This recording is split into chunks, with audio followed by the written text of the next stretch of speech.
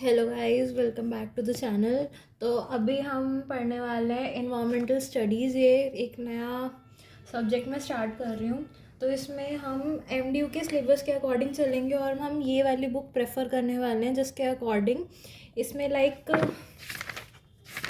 7 chapters हैं जो कि एक इंटरनल ये आपका सब्जेक्ट होने वाला है। तो इसका जनरली पेपर नहीं होता है एमडीयू के अकॉर्डिंग। ये इंटरनल सब्जेक्ट ही होता है, सिर्फ इसका आपका इंटरनल वाइवा होएगा। तो उसके अकॉर्डिंग इसमें टोटल 7 यूनिट्स हैं। हम अभी यूनिट 3 से स्टार्ट कर रहे हैं जो कि है हमारी इकोसिस्टम्स के बारे में। तो लेट्स गेट स्टार्टेड। ओके, तो सबसे पहले हम डिफाइन से स्टार्ट करते हैं। बेसिकली आप इकोसिस्टम को कब किसी चीज़ को इकोसिस्टम कहा जाएगा? बेसिकली इकोसिस्टम वो सिस्टम होगा जहाँ पे एक ऐसा एनवायरनमेंट किसी भी ऑर्गेनिज्म को मिले जिससे वो अपने बायोटिक और ए बायोटिक कंपोनेंट से इंटरैक्ट कर सके। अब ए बायोटिक और बायोटिक कंपोनेंट्स क्या होते हैं? ए बायोटिक कंपोनेंट्स बेसिकली होते हैं जो नॉन लिविंग कंपोनेंट्स होते हैं, जैसे रॉक, सॉइल, वाटर, ये सारे आपके ए बायोटिक कंपोनेंट्स में आ जाएंगे। जबकि बायोटिक कंपोनेंट्स होंगे जो लिविंग ऑर्गेनिजम्स हैं, जैसे छोटे से छोटा माइक्रो ऑर्गेनिज्म। अब वो लिविंग ऑर्गेनिज्म आप किसी को भी कंसिडर कर सकते हो, चाहे वो यूनिसेल्युलर हो या मल्टी सेल्युलर हो। आप हर ऑर्गेनिज्म को जिसमें लाइफ है आप उसको एक लिविंग ऑर्गेनिज्म कंसिडर करेंगे। तो इकोसिस्टम एक पार्ट होएगा नेचर का जिसमें डिफरेंट कम्युनिटीज़ आपस में इंटरेक्ट करेंगी फिजिकल एनवायरनमेंट में। और ये बायोटिक और ए बायोटिक कंपोनेंट्स होंगे जिसमें ये इंटरेक्ट करते हैं और एक्सचेंज करते हैं मटेरियल्स का। अपने आपस में एक्सचेंज होता है इनमें, बायोटिक और ए बायोटिक कंपोनेंट में। अब जब हमारे पास इकोसिस्टम आता है उसमें बेसिकली क्या होता है, मेजर जो क्लासिफिकेशन होता है वो होता है रियल और आर्टिफिशियल इकोसिस्टम में। रियल इकोसिस्टम होता है जो नेचुरल है, मतलब नेचर से हमें देखने को मिल रहा है। जैसे आपके सॉरी, इसको आगे हम अभी डिस्कस करते हैं। रियल इकोसिस्टम या नेचुरल, ये नेचुरल होएगा। और आर्टिफिशियल इकोसिस्टम होता है जो कि मैन मेड इकोसिस्टम है। अब आप इसमें इसको ऐसे समझ सकते हो जैसे मैन मेड में एक्वेरियम हो गया, क्योंकि एक्वेरियम नेचुरली नहीं होता है। वहाँ पे फिशेस को लाके एक बॉक्स में बंद कर दिया और उनको मतलब प्रॉपर वाटर भी दिया जा रहा है, फूड भी प्रोवाइड कर रहे हैं, प्लस उनको ऑक्सीजन भी प्रोवाइड करी जा रही है। तो एक्वेरियम एक ऐसे इकोसिस्टम हो जाएगा जो कि आर्टिफिशियल हो जाएगा, मैन मेड होगा। वेयर एज यहाँ पे नेचुरल इकोसिस्टम में ये नेचुरली डेवलप्ड होएगा विदाउट ह्यूमन इंटरफेरेंस। मीन्स इसमें ह्यूमंस जो है वो इंटरफेयर नहीं करेंगे। उसके बाद हमारे पास इसमें मेजर इसका क्लासिफिकेशन आता है टेरेस्ट्रियल इकोसिस्टम का और एक्वाटिक इकोसिस्टम का। टेरेस्ट्रियल इकोसिस्टम वो इकोसिस्टम होंगे जो कि लैंड पे इकोसिस्टम्स एग्जिस्ट करते हैं, जैसे हो गए आपके फॉरेस्ट हो गए, ग्रासलैंड्स हो गए। इनको आप टेरेस्ट्रियल इकोसिस्टम्स कंसिडर करेंगे। और एक्वाटिक इकोसिस्टम्स होंगे जैसे जो वाटर से रिलेटेड हो गए, जहाँ पे फिशेस रहती हैं, ऑक्टोपस और इस टाइप के ऑर्गेनिजम्स रहते हैं, एक्वाटिक एनिमल्स रहते हैं जहाँ पे। अब इसमें बेसिकली यहाँ पे हमारे पास आता है फ्रेश वाटर और मैराइन इकोसिस्टम वो होएगा जैसे ओशंस हो गए। जबकि आप फ्रेश वाटर में लोगे जैसे रिवर का इकोसिस्टम हो गया या पॉन्ड का इकोसिस्टम हो गया, उसको हम यहाँ पे ये दो मेजर डिफरेंसेस हैं इसके। आप ये मतलब जो आपके पेपर में जो होता है आप इंटरनल में अपनी ये पूरा ऐसे फ्लो चार्ट रिप्रेजेंट कर सकते हो। सो इसके आगे बात करते हैं अभी। अब जो हम बात करेंगे वो हम बात करेंगे कंपोनेंट्स ऑफ इकोसिस्टम के। कंपोनेंट्स ऑफ इकोसिस्टम में मेजरली आपका जो डिफरेंस है वो होगा बायोटिक और एबायोटिक कंपोनेंट्स में। बायोटिक कंपोनेंट्स होंगे आपके सारे जितने भी लिविंग कंपोनेंट्स हैं उनको आप बायोटिक कंपोनेंट्स बोलोगे। जबकि एबायोटिक कंपोनेंट्स होंगे non living components of the ecosystem. अब इसमें हमारे पास आता है हेट्रोट्रॉफ्स और sorry autotrophs and heterotrophs. Autotrophs वो होते हैं जो अपना फूड खुद प्रिपेयर करते हैं, इनको हम प्लांट्स बोलते हैं, जिनको आप प्रोड्यूसर्स बोलोगे क्योंकि अल्टीमेटली हमें खाना यहीं से मिल रहा है, यही अपना खुद का खाना खुद ही बना रहे हैं। जैसे सनलाइट की हेल्प से और सॉरी फोटोसिंथेसिस की हेल्प से जो प्लांट्स होते हैं वो अपना खुद का फूड प्रिपेयर करते हैं। और हेट्रोट्रॉफ्स होते हैं जो कि दूसरों पर डिपेंडेंट रहते हैं खाने के लिए। फॉर एग्जाम्पल ह्यूमन बींग्स, उनको हम कंज्यूमर्स भी बोलते हैं। कंज्यूमर्स हमारे मेजरली 3 टाइप्स के होते हैं। एक होंगे आपके हर्बीवोर्स कंज्यूमर्स जो कि सिर्फ प्लांट बेस्ड खाना खाते हैं। नेक्स्ट आते हैं आपके ओमनीवोर्स, ओमनीवोर्स जो कि प्लांट और मीट दोनों खा रहे हैं। और फिर थर्ड आता है हमारे पास कार्निवोर्स एनिमल्स।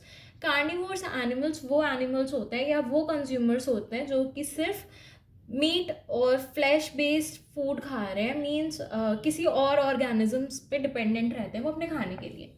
हेट्रोट्रॉफ्स में नेक्स्ट हमारे पास आता है पैरासाइट्स। पैरासाइट्स वो ऑर्गेनिजम्स होते हैं जो कि दूसरों की बॉडी पे डिपेंड रहते हैं, जैसे मॉस्किटोज हो गए। अब वो खुद का खाना खुद नहीं बनाते, तो वो हमारी या एनिमल्स की बॉडी पे डिपेंडेंट रहते हैं ब्लड सक्शन के लिए। और इसमें आपका एक एग्जांपल और आ सकता है, जैसे लीच हो गया या लाइज होगी जिनको जुएं बोलते हैं, वो भी पैरासाइट्स की कैटेगरी में ही आएंगे। नेक्स्ट आते हैं हमारे पास स्कैवेंजर्स। स्कैवेंजर्स वो होते हैं जो कि डेड ऑर्गेनिजम्स के बॉडीज पे डिपेंडेंट रहते हैं for food. For example vulture. Vulture एक ऐसा ऑर्गेनिज्म होता है, एक ऐसी बर्ड होती है जो कि डेड ऑर्गेनिजम्स की बॉडी पे मतलब उसको एज अ फूड कंज्यूम करती है। फिर आते हैं हमारे पास डिकम्पोजर। डिकम्पोजर्स हमारे माइक्रो ऑर्गेनिजम्स होते हैं जो कि एक कॉम्प्लेक्स स्ट्रक्चर को या कॉम्प्लेक्स चीज़ को छोटी छोटी चीज़ों में वो कर देते हैं, डिवाइड कर देते हैं for their food needs. Next आता है हमारे पास एबायोटिक कंपोनेंट्स। एबायोटिक कंपोनेंट्स में सबसे पहले है आपका इनऑर्गेनिक मटेरियल। अब इनऑर्गेनिक मटेरियल में आपके पास आएगा जैसे कि इसमें वाटर आएगा आपका जो कि इनऑर्गेनिक है, और मिनरल्स हो गए, गैसेस हो गए जो कि इनऑर्गेनिक हैं। नेक्स्ट आता है ऑर्गेनिक सब्सटेंसेस। और ऑर्गेनिक सब्सटेंसेस में आपके आ जाएंगे जैसे प्रोटीन्स हो गए, एक्सिड्स हो गए, ह्यूमस हो गया, बेसिकली उसको ही बोला जाएगा क्योंकि ह्यूमस में हमारे पास ज़्यादातर सारा ऑर्गेनिक मटेरियल होता है। अब इसमें जो और एग्जांपल्स बुक में दे रखे हैं वो मैं आपको बता देती हूँ पढ़ के। Dead bodies of organisms, humans and animals excretion, fallen leaves और ट्विग्स, इन सबको आप ऑर्गेनिक सब्सटेंस में डालेंगे, जबकि इनऑर्गेनिक में आपका वाटर, एयर, ये सब आ जाएगा। और इसके बाद हमारे पास आता है थर्ड इसका ही एक और पार्ट है फिजिकल एनवायरनमेंट। फिजिकल एनवायरनमेंट में आपका सबसे पहले आता है क्लाइमेटिक फैक्टर्स। क्लाइमेटिक फैक्टर्स होते हैं कि जैसे हर टाइम क्लाइमेट सेम नहीं रहता, कभी होता है ठंड होती है, कभी गर्मी होती है, तो यही सारे क्लाइमेटिक फैक्टर्स हैं जो कि इसमें आपके आते हैं।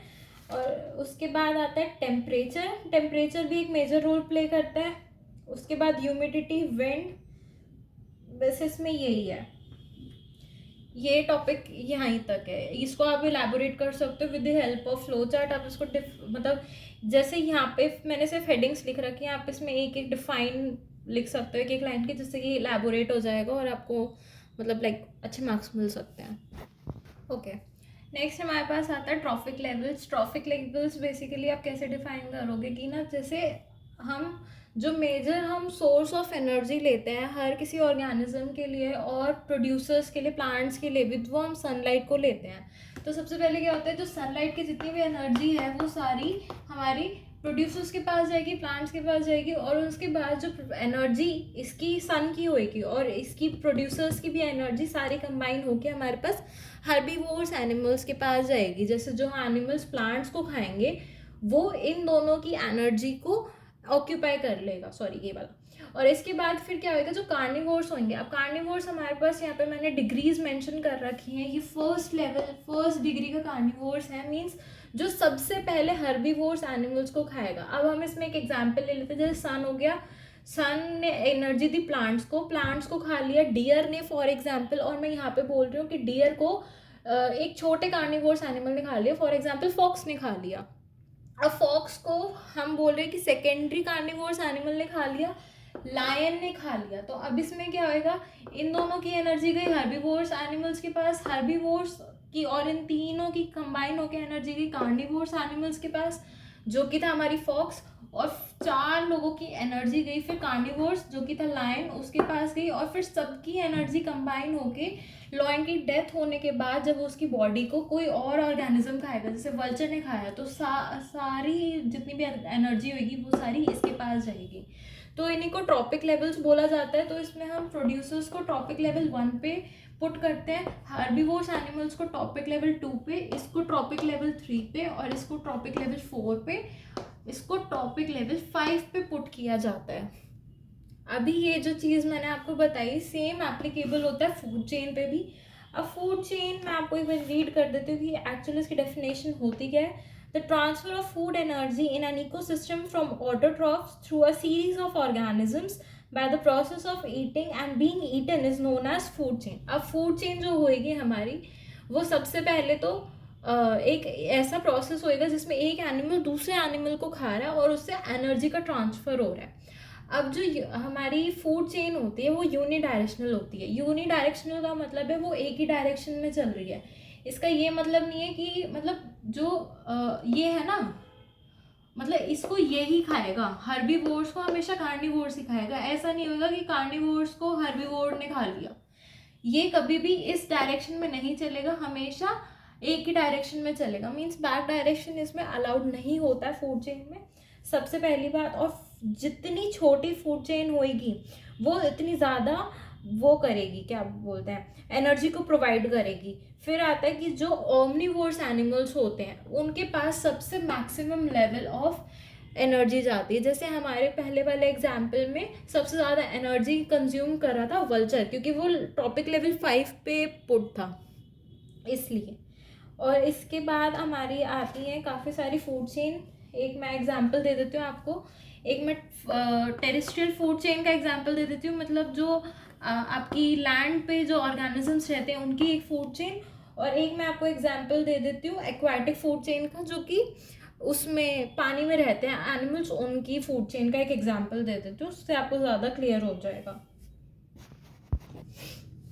अब नेक्स्ट हम पढ़ेंगे टेरेस्ट्रियल फूड चेन्स के बारे में। टेरेस्ट्रियल फूड चेन्स वो होंगी जो कि फूड चेन्स लैंड पे बेसिकली लाई करती हैं। तो सबसे पहले प्लांट्स होंगे, प्लांट्स को डियर्स खाएंगे और डियर को टाइगर खा जाएगा। तो ये एक फ्लो ऑफ एनर्जी है कि मतलब इस डायरेक्शन में चलेगा और एक दूसरे को ये सब, मतलब जो डियर है वो इसको खा लेगा। तो ये ट्रॉपिक लेवल 1 पे हम इसको कंसिडर कर लेंगे, ट्रॉपिक लेवल 2 हो जाएगा और ये ट्रॉपिक लेवल 3 हो जाएगा। अल्टीमेट एनर्जी जाएगी टाइगर के पास।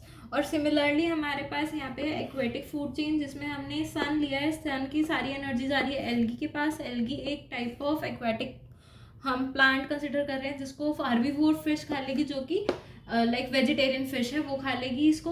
और उसके बाद इस हार्बीवोर फिश को कार्निवोर्स एनिमल्स खा लेंगे और कार्निवोर फिश खा लेगी, जो कि फिश पे ही डिपेंडेंट है अपने फूड के लिए, और उसको फिर लास्ट में किंग फिशर खा लेगा।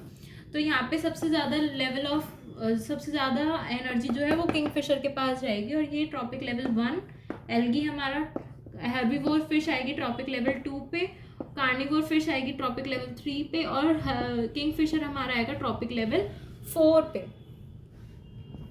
नेक्स्ट जो हम पढ़ेंगे वो है हमारा इकोलॉजिकल पिरामिड्स के बारे में। इकोलॉजिकल पिरामिड्स क्या होता है कि मतलब इसको अगर सिंपल भाषा में बताऊं तो ये बेसिकली ना फूड चेन को रिप्रेजेंट करने का एक ग्राफिकल तरीका है। ग्राफिकल रिप्रेजेंटेशन होता है हमारा फूड चेन का, जिसमें हम पिरामिड की फॉर्म में हमारी फूड चेन को रिप्रेजेंट करते हैं, जिसमें जो हमारा प्रोड्यूसर होता है वो हमारा बेस में होता है। इसमें सबसे नीचे हमारा प्रोड्यूसर आएगा, उसके बाद हमारे हार्बीवोर्स एनिमल्स आएंगे, कार्निवोर्स एनिमल्स आएंगे उसके ऊपर, और सबसे ऊपर जो मतलब जो स्टीप एरिया हो जाएगा वहाँ पे टॉप कार्निवोर्स एनिमल्स आ जाएंगे। अब जो इकोलॉजिकल पिरामिड जो होते हैं वो बेसिकली 3 टाइप्स के होते हैं। सबसे पहला आता है pyramid of number, pyramid of biomass and pyramid of energy. मैं आपको इसी फिगर में तीनों चीज़ें बता रही हूँ। अब इसमें क्या होता है, सबसे पहले जो पिरामिड ऑफ नंबर आता है उसमें बेसिकली क्या होएगा कि एक ट्रॉपिकल रिप्रेजेंटेशन होएगा फूड चेन का। इसमें कुछ नहीं है, मतलब सिंपली आपको ऐसे ना, ऐसे ये एक फिगर बना के दिखा देनी है। मैं आपको एक ही फिगर में बता रही हूँ, लेकिन आपको तीनों को एक्सप्लेन करोगे तो तीनों की अलग अलग फिगर्स बनानी है। प्लीज़ अवॉइड करना कि एक ही फिगर में आप एक्सप्लेन ना करो। तो सबसे पहले मैंने यहाँ पे ग्रासलैंड इकोसिस्टम का एग्जांपल लिया है, जिसमें प्रोड्यूसर्स होंगे, हर्बीवोर्स होंगे, कार्निवोर्स और टॉप कार्निवोर्स एनिमल्स होंगे। अब ये सिंपल है, इसमें कुछ नहीं है। और बायोमास में क्या होएगा, उसमें बेसिकली मास के बारे में बात होगी कि जिसका ज़्यादा मतलब यहाँ पे एनर्जी जिसका वेट इन टर्म्स ऑफ वो होएगा, it is measured as both fresh and dry weight. अब इसमें कंपैरेटिवली जो पिरामिड होता है वो हम बायोमास में सबसे पहले इसका बायोमास कंसिडर करते हैं बेस में प्रोड्यूसर्स का, उसके बाद हर्बीवोर्स का, फिर कार्निवोर्स का और टॉप कार्निवोर्स का। अल्टीमेटली क्या होता है, जो पिरामिड ऑफ नंबर और बायोमास है ना, वो अल्टीमेटली उसकी फिगर सेम ही रहने वाली है, उसमें ऐसा कोई चेंज नहीं है। जबकि पिरामिड ऑफ एनर्जी में जो मेन चेंज होता है वो क्या कहता है कि ना जितनी भी प्रोड्यूसर्स की एनर्जी है वो यहाँ पे ट्रांसफ़र होएगी। उसके बाद जो हर्बीवोर्स एनिमल्स की एनर्जी है वो आपकी कार्निवोर्स एनिमल्स के पास जाएगी। कार्निवोर्स एनिमल्स के पास समझने की ये चीज़ बात है कि इन दोनों की एनर्जी कंबाइन होके कार्निवोर्स एनिमल्स के पास जा रही है, जबकि टॉप कार्निवोर्स एनिमल्स के पास क्या आएगा, तीनों की एनर्जी कंबाइन होके टॉप कार्निवोर्स एनिमल्स के पास जाने वाली है। अब मैं इसमें यहाँ पे यही बात है कि मतलब ये, और इसका एक एडवांटेज ये रहता है कि ना ये हमेशा अपराइट होएगा और it allows comparison between different ecosystem. आप जो पिरामिड होता है उसको एक इजी रिप्रेजेंटेशन हो जाता है, काफ़ी अच्छा लगता है, इससे ह्यूमन ब्रेन आराम से अंडरस्टैंड कर पाता है। आपको मेनली इसमें यही 3 बातें लिखनी है और इसका तीनों का अलग अलग डायग्राम बनाए तो ज़्यादा बेटर होगा। ओके तो जो नेक्स्ट टॉपिक है हमारा वो है टाइप्स ऑफ इकोसिस्टम, जिसमें जितने भी टाइप्स के अभी हमने इकोसिस्टम पहले बात करी थी वो मैं आपको और चीज़ एलैबोरेट करवा के बता रही हूँ। अच्छा, अब इसमें क्या होता है, जो चीज़ आपको मेन ध्यान रखनी है ना वो आपको ये याद रखनी है कि ये 3 चीज़ें आपको अच्छे से याद रखनी है, प्रोड्यूसर्स, कंज्यूमर्स और डीकम्पोजर्स। प्रोड्यूसर्स होंगे जो कि खाना इसमें आएंगे आपके ऑटोट्रॉफिक, जो कि खाने के लिए किसी पे डिपेंडेंट नहीं है, खुद अपना फूड बनाते हैं, इसमें हम जनरली प्लांट्स को कंसिडर करेंगे। और कंज्यूमर्स होंगे जो कि हेटेरोट्रॉफिक होंगे, दूसरों पे डिपेंडेंट है। अब क्या होता है फूड चेन में हर बार ऐसे नहीं होता कि प्लांट, अगर फॉक्स ने डियर को खा लिया तो उसको लॉयन ही खाएगा, ठीक है। तो कई बार होता है कि डियर फॉक्स की किस्मत अच्छी होती है, वो मतलब मर जाता है तो उसकी जो बॉडी होती है वो डीकम्पोज हो जाती है कई बार। तो आपको ये 3 चीज़ें याद रखनी है और ये जो तीनों होंगे ना ये आपके बायोटिक कंपोनेंट्स आएंगे। हर इकोसिस्टम में आपको देखने को मिल जाएंगे ये 3 बायोटिक कंपोनेंट्स होंगे और इसके साथ हमारे होंगे ए बायोटिक कंपोनेंट्स जो कि नॉन लिविंग थिंग्स होंगी, वो मतलब होंगी इसमें। तो सबसे पहले हम स्टार्ट करें फॉरेस्ट इकोसिस्टम के बारे में। अब फॉरेस्ट इकोसिस्टम में जो हमारे बायोटिक कंपोनेंट्स होंगे, ए बायोटिक कंपोनेंट्स होंगे, वो होंगे आपके soil, humidity, light, temperature, air, dead organic material, ये सब आपका ए बायोटिक कंपोनेंट में आ जाएगा। नेक्स्ट जो प्रोड्यूसर्स होंगे, प्रोड्यूसर्स फॉरेस्ट में जनरली काफ़ी सारे प्लांट्स होते हैं तो वो सारे प्रोड्यूसर्स की कैटेगरी में आएंगे। और फिर कंज्यूमर्स में 3 टाइप्स आएंगे, प्राइमरी कंज्यूमर्स, सेकेंडरी कंज्यूमर्स और tertiary consumers. Primary herbivores animals हो गए, फिर सेकेंडरी हर्बीवोर्स को कार्निवोर्स ने खा लिया वो हो जाएंगे। फिर उसके बाद टर्शरी कंज्यूमर्स की जैसे टॉप जो कार्निवोर्स एनिमल्स होंगे, कार्निवोर्स एनिमल्स को भी टॉप कार्निवोर्स एनिमल्स ने खा लिया, वो टर्शरी कंज्यूमर्स में आएंगे। फिर हमारे पास डीकम्पोजर्स आते हैं इसमें और बस इतना ही इसमें। नेक्स्ट हम बात करते हैं एक्वेटिक के बारे में। एक्वेटिक में क्या होएगा, इसमें हमारे पास फ्रेश वाटर का एग्जाम्पल दे रखा है। मैं आपको पॉन्ड इकोसिस्टम के बारे में बता देती हूँ। जैसे इसमें क्या होएगा, पानी में क्या होएगा, एक तो डिजॉल्व मिनरल्स हमें देखने को मिल जाएंगे वहाँ पे, उसके बाद वहाँ पे टेम्परेचर होएगा, carbon dioxide, oxygen, solar radiations, ये सारे एबायोटिक कंपोनेंट्स हो जाएंगे ऑफ एक्वेटिक इकोसिस्टम। इसमें प्रोड्यूसर्स हमारे पास जो एक्वेटिक प्लांट्स होंगे वो सारे इसमें प्रोड्यूसर्स आ जाएंगे। कंज्यूमर्स इसमें फिशेस आ जाएंगी और डीकम्पोजर्स हो जाएंगे जो फर्दर बैक्टीरिया या फंगी वगैरह जो एग्जिस्ट करती हैं वाटर में, एक्वेटिक वो वाली डीकम्पोजर्स हो जाएंगे। इसमें यही है। नेक्स्ट हमारे पास आता है डेजर्ट। अब डेजर्ट में देखिए क्या होता है, सबसे पहले इसमें जो हमारी सैंड हो गई, ये सारे एबायोटिक कंपोनेंट्स आ जाएंगे, ठीक है। उसके बाद हमारे पास यहाँ पे प्रोड्यूसर्स में हमारे पास जो वैसे प्लांट्स होते हैं ना, डेजर्ट वाले प्लांट्स, जैसे हमारा कैक्टस हो गया, ये सारे जो प्लांट्स वहाँ पे ग्रो करते हैं डेजर्ट में, वो सारे प्रोड्यूसर्स की कैटेगरी में आ जाएंगे। उसके बाद कंज्यूमर में हमारे पास आ जाएगा वहाँ पे जैसे कि इंसेक्ट्स हो गए या रिप्टाइल्स हो गए, कैमल हो गया जो वहीं पर जो डेजर्ट में रहते हैं। उसके बाद डिकम्पोजर्स भी वहाँ पे जो उस एरिया में फंगी और बैक्टीरिया एग्जिस्ट करते हैं, वहाँ पे डिकम्पोजर्स वो हो जाएंगे। नेक्स्ट बात करते हैं ग्रास लैंड की। अब ग्रास लैंड में क्या होता है, वहाँ पे हमारे पास सबसे पहले जो एबायोटिक कंपोनेंट्स की अगर हम बात करें तो उसमें आपके पास हो जाएगा सनलाइट, न्यूट्रिएंट्स हो जाएंगे, जैसे कार्बन हो गया, हाइड्रोजन, ऑक्सीजन, फॉस्फोरस, इस टाइप के जितने भी मिनरल्स हो गए वो सारे एबायोटिक कंपोनेंट्स हो जाएंगे। और प्रोड्यूसर्स इसमें भी ग्रास हो जाएगी आपके जो ग्रास लैंड्स में होते हैं, क्योंकि मोस्टली जो एरिया होता है लाइक 20% ऑफ एरिया अर्थ का सारा कवर्ड है ग्रास से, तो वो ग्रास लैंड में आ जाएगा आपका। इसके बाद आता है हमारे पास प्रोड्यूसर्स हो गया, कंज्यूमर्स हो गए जो कि ग्रास पे फीड कर रहे हैं। प्रोड्यूसर्स हर्बीवोर्स हो गए या कार्निवोर्स हो गए, ये सब आपके इसमें आ जाएंगे कंज्यूमर्स में। नेक्स्ट आता है डिकम्पोजर्स में हमारे पास बैक्टीरिया और फंगी आ जाएगा। एक चीज़ नोटिस करने की कि तीनों में डिकम्पोजर्स ना या तो बैक्टीरिया है या फिर फंगी है। आप इन दोनों को मेंशन कर दोगे तो मेरे ख्याल से मैम मार्क्स नहीं काटेंगी, तो आपके टीचर्स मार्क्स नहीं काटेंगे। और इस चैप्टर में आई गेस इतना ही है और ये सफिशेंट है फॉर सेमेस्टर एग्ज़ाम्स के लिए। और अगर आपको वीडियो अच्छी लगे तो प्लीज़ इसको लाइक करो, फ्रेंड्स के साथ शेयर करो और चैनल को सब्सक्राइब करो। Thank you.